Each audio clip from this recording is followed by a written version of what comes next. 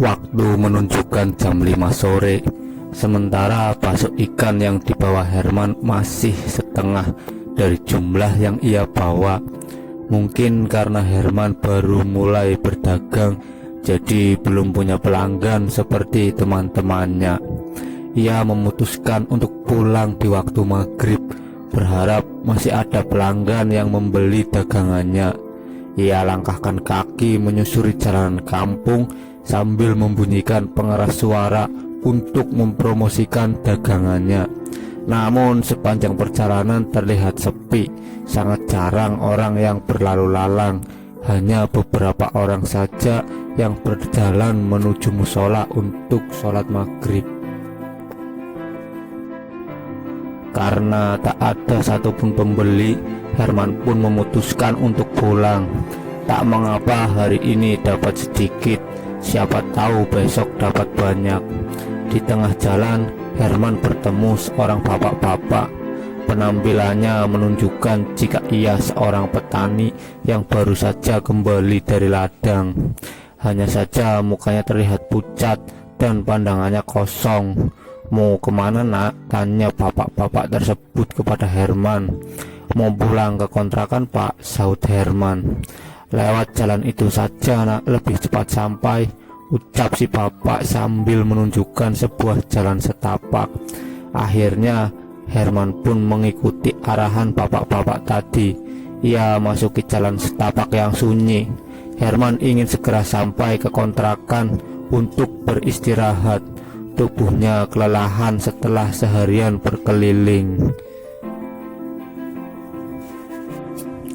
Bukannya sampai ke kontrakan, tapi Herman merasa berputar-putar di tempat yang sama. Saat ia lihat jam di HP-nya, waktu menunjukkan angka 8:20 menit. Setelah itu HP-nya mati kehabisan baterai. Herman kebingungan. Akhirnya ia memutuskan untuk beristirahat sejenak di bawah pohon randu. Dari kejauhan terlihat anak kecil menghampirinya.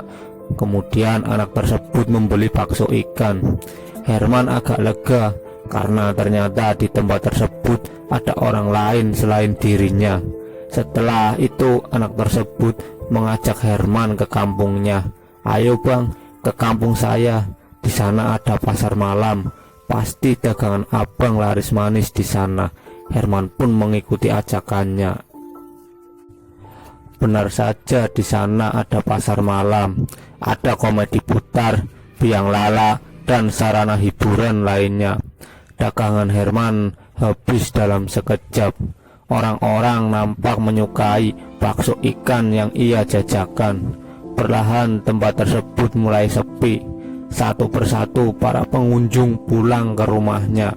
Lampu-lampu mulai dimatikan. Lalu anak kecil yang membawa Herman ke tempat tersebut menghampiri dengan orang tuanya. Mereka menawarkan Herman menginap di rumahnya. "Mending menginap di rumah kami malam ini, pulangnya besok pagi. Soalnya jarak ke kontrakan kamu jauh, takut ada apa-apa di tengah jalan," ajak ayah dari anak perempuan tadi. Herman pun menerima tawaran tersebut.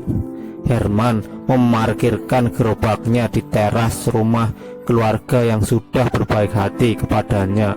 Ia pun tidur di kamar tamu berkasur empuk dan nyaman.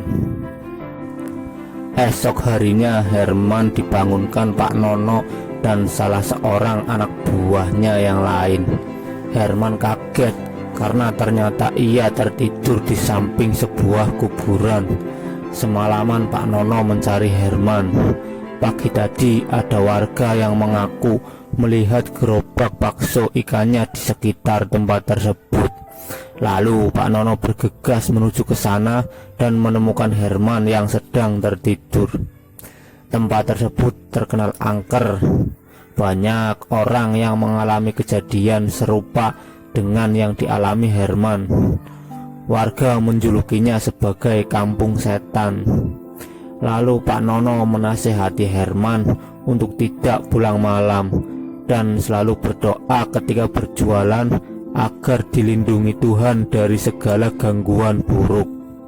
Selesai Demikian cerita bergambar kali ini. Terima kasih sudah nonton. Jangan lupa subscribe.